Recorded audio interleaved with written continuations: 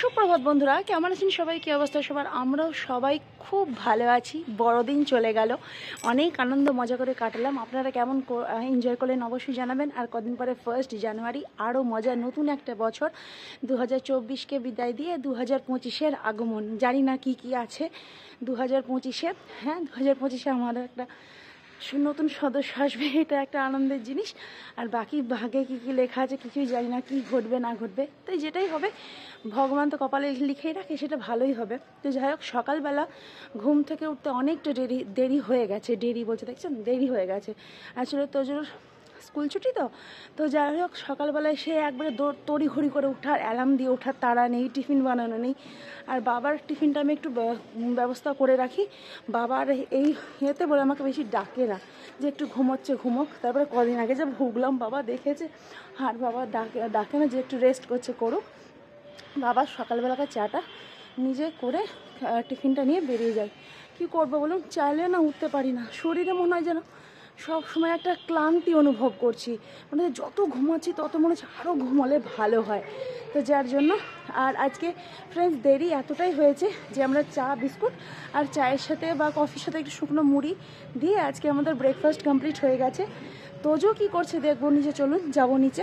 কারণ তোজো বাবার কাছ থেকে কালকে একটা নতুন জিনিস পেয়েছে, আবদার ছিল বাবার। ওর নিত্য নতুন আবদার বাবার কাছে লেগে আছে। আমি বলি কি বলুন তো, একটা বাচ্চাকে তো অবশ্যই দেওয়া উচিত, বুঝিয়ে আগে বুঝুক, অপেক্ষা করুক। সব জিনিস চাইলে কি হয় বলুন তো, বাচ্চাদের তো অভ্যেসটা খারাপ হয়ে যায়, যে না এটা আমি চাইলাম, হুট করে পেয়ে গেলাম, কোনো অপেক্ষা করতে হলো না। ধৈর্য ধরা জিনিসটা কি বাচ্চারা শিখতে চায় না, তার জন্য আমি ওকে একটু অপেক্ষা করাই, একটু ধৈর্য ধরতে শেখাই। সব জিনিস তো আর হুট করে চাইলে পাওয়া যায় না। হাতে সবসময় যে টাকা অঢেল থাকবে তাও মানে নেই, কোনো সময় থাকবে কোনো সময় থাকবে না, বুঝে চলতে হবে। তো যাই হোক, তোজো পেয়েছে। আর রান্নাও একটু বসিয়ে দিয়ে এসেছি, যে বললাম অনেকটা বেলা হয়ে গেছে। তো চলুন আজকের ভিডিওটা এন্ড পর্যন্ত দেখতে থাকুন, আপনাদের সবারই খুব ভালো লাগবে। তুমি নিচের মতো থাকো। রোদ লাগছে ওখানে, নতুন জিনিস পেয়েছি বলে খুব মজা লাগছে। শর্ট মারবে।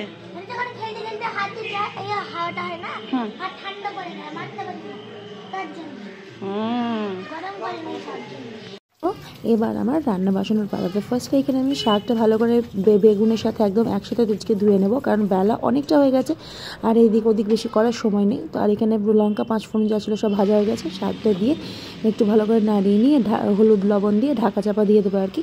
আর চলুন আজকে কি রান্না হচ্ছে একবার চোখ বুলিয়ে নিই। তো ফার্স্টে এখানে ভাতটাও বসিয়ে দিয়েছি। এই যে ভাত হচ্ছে, এখানে ফুলকপি, আলু, গাজর, সমস্ত রকম দিয়ে একটু তরকারি, চাটনি, এখানে সব মশলাগুলো কুটোনো রয়েছে, বাঁটবো। আর এই হচ্ছে আজকের একটু পাতলা পাতলা করে মুসুরির ডাল, যেটা খেতে বড্ড ভালো লাগে গরম গরম। তো বন্ধুরা, ওইদিকে রান্না হচ্ছে আর একটু রোদে বসতে এলাম। রোদ তো বেশি নিতে পারি না, তো ওই হালকা পাতলা রোদটাই ভালো, বেশি লোভ করে কড়া রোদে লাভ নেই, সহ্য হবে না। তো ধরো পর্যন্ত এই কটসোলের নাইটিটা জানেন তো খুলতে পারছি না, ঘড়িতে বাজে ওই 12টা 25, আরও 12:30 বাজতে বেশি দেরি নেই। তো যাই হোক, এটা এখনো খুলতে পারি না। বাবারে কি ভাবুন, এত শীত করছে। আগের বছর আমার এত ঠান্ডা বাতিক ছিল না, এই বছরটার মধ্যে না বেশি লাগছে। আর ফ্রেন্ডস, যখন থেকে আমরা ঘুম থেকে উঠেছি কারেন্টের মুখ দেখতে পাইনি। একটাই চিন্তা কি জানেন তো, যে স্নানটা করবো কী করে। ওই গরম জল না পেলে এই ঠান্ডা জলটার মধ্যে যেন বরফ মিশিয়ে রেখেছে, এত ঠান্ডা। তো সেই জলে স্নান করলে একে তো ঠান্ডা লেগে আছে, আর যেটুকু ঠিক আছে আমার মনে হয় চলে যাবো। তাই দেখি রান্নাবান্নাগুলো সারবো, সেরে ওই কড়াই একটু করে গ্যাসেই জল টল বসাবো, দিয়ে স্নান করবো। ঠান্ডা জলে আর রিস্ক নিচ্ছি না, আগের মতন শরীরে আর জোর তাকত কোনোটাই আমাদের নেই, 3 জনেরই। তো আর বেশি রিস্ক নেবো না। তাও আমার বড়মশাই একটা সময় গায়ের জোর বলে আমি করবই, করে 2 দিন করছিল। যখন আমার হাতে পায়ে ব্যথা হয়েছে তখন আর বাবু ঠান্ডা জলে স্নান করছে না। আমার এখন স্নান হয়ে গেছে, আমি ব্যাডমিন্টন নিয়ে এখন হাওয়াই কাপ দিয়ে খেলছি। হাওয়াই খেলছো? হাওয়াই কাপ দেখো, এই দেখো মারবো, দেখো ওই দেখো। হ্যাঁ হচ্ছে তো। হ্যাঁ আচ্ছা লেগে যাবে। বসো এই রোদটাই বসো, এইখানে বস, আসনটা পেতে দিলাম, বস এইখানে। এমনিতে আবার বসা মুশকিল কিছু না পেতে বসলে। বাইরে কিরম হাওয়া দেখেছেন চারিদিকটা একদম। আমার স্নান হয়নি, স্নান করবো, কারেন্ট নেই না, আস্তে আস্তে জল গরম হচ্ছে। গরমশাই ঢুকলো, এদিকে আমার রান্না হচ্ছে, তারপরে তখন আমি স্নান টান করবো, পুজো করবো, ঠাকুরের বাসন মাজা হয়নি, সব পড়ে আছে জানেন তো। কিছু করার নেই, যা রোদ্রে বস, যা না। দেখুন কি করছে, রোদ্রে বসে যাও, যাও। ব্যাডমিন্টন সরা দিয়ে বসো, ব্যাডমিন্টন সরা না, ওই গ্রিলে হাত দেবে না, খুব নোংরা হয়ে আছে কিন্তু। রাস্তার সামনে বাড়ি ঘুরে যান তো যা হয়, ধুয়েও করতে পারা যায় না।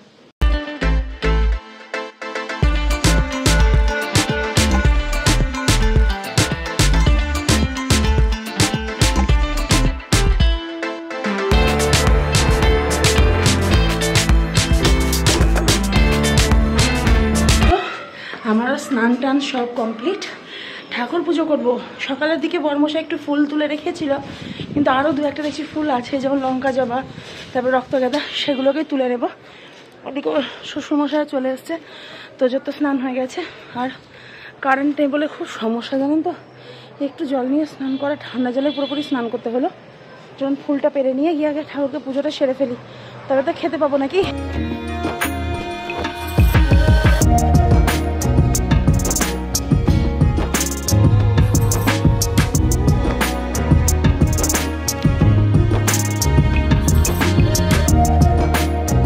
বন্ধুরা, এই ফুলটুকুনি ছিল, আরো দুটো ঠাকুরকে দেওয়া যাবে বলে নিয়ে নিলাম।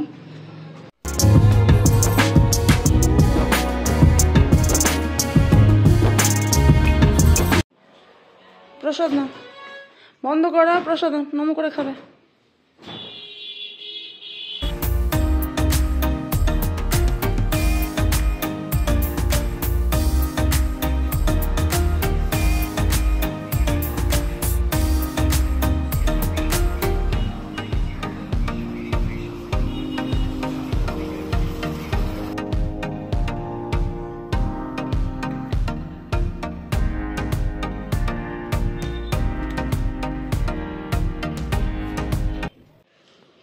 বন্ধুরা, খেতে বসে পড়ে গেছি, ঘড়িতে বাজে 2:25। আর সব আজকে এক জায়গাতে নিয়েছি, দেখলাম যে সবই তো এক জায়গাতে পেটে যাবে, তাই আজকে নিরামিষ হলো অনেক কিছু, শাক, ডাল, ফুলকপি আলু সব একটু তরকারি, চাটনি খাচ্ছি। আর শাকটা খুব একটা মানে যেটা পছন্দ নয়, এই খাবারগুলো এখন খেতে ভালো লাগছে, একটু স্পাইসি চিকেন, একটু মাটন, এইরকম টাইপের খেতে ইচ্ছে করছে। অবস্থা এগুলোই হচ্ছে এখন আমার খাবার, খেয়ে দিয়ে আসছি। সো ফ্রেন্ডস, আমাদের লাঞ্চ করা অনেকক্ষণ আগেই হয়ে গিয়েছে, বর্মশাই চলে গেল কয়টা।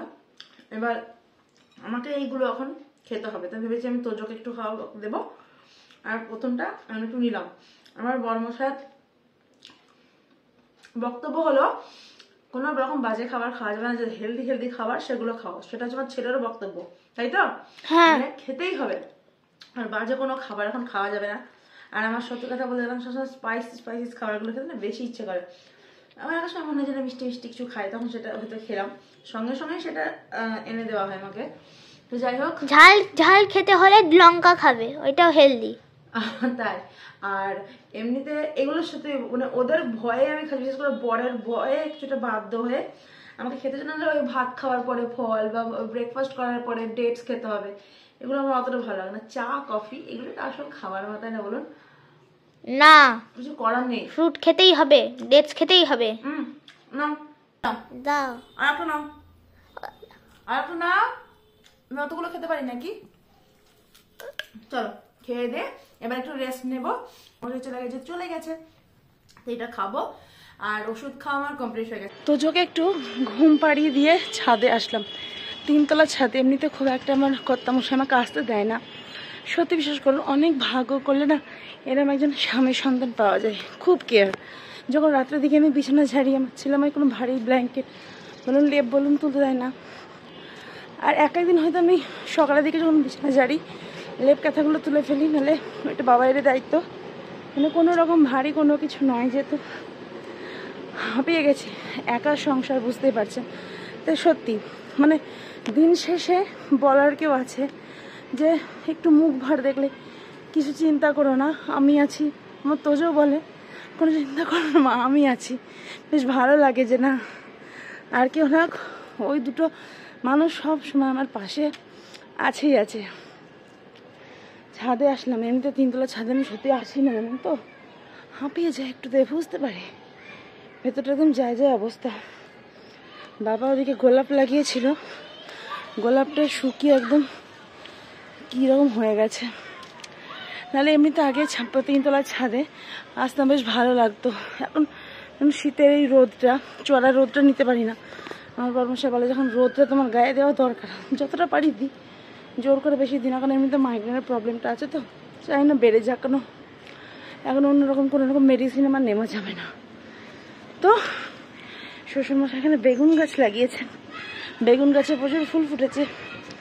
বেগুনগুলো ঠিক যখন হলুদ হয়ে যাবে, হ্যাঁ সাদা বলুন কালো বলুন না, যখন হলুদ হয়ে যাবে তখন আমরা এটা পাড়ার চেষ্টা করব।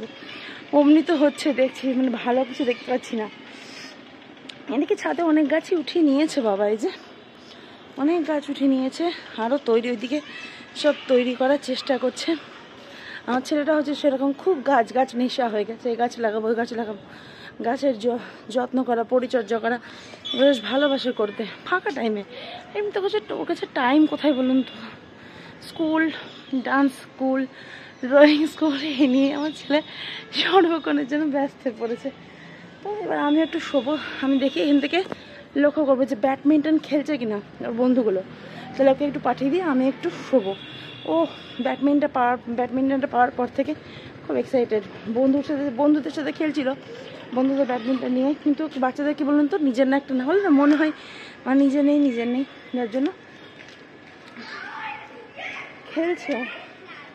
তাহলে পাঠিয়ে দিই, খেলছে জানেন, পাঠিয়ে দেবো তো যোগে খেলবে, যে আমি একটু শোবো। তাহলে গাইস আজকের মতো এইটুকুই, দেখা হচ্ছে নেক্সট ব্লগে। আর অবশ্যই কমেন্ট করে জানাবেন আজকের ভিডিওটা আপনাদের কীরকম লাগলো। আর ভালো লাগলে অবশ্যই লাইক, কমেন্ট, শেয়ার আর সাবস্ক্রাইব করতে একদম ভুলবেন না।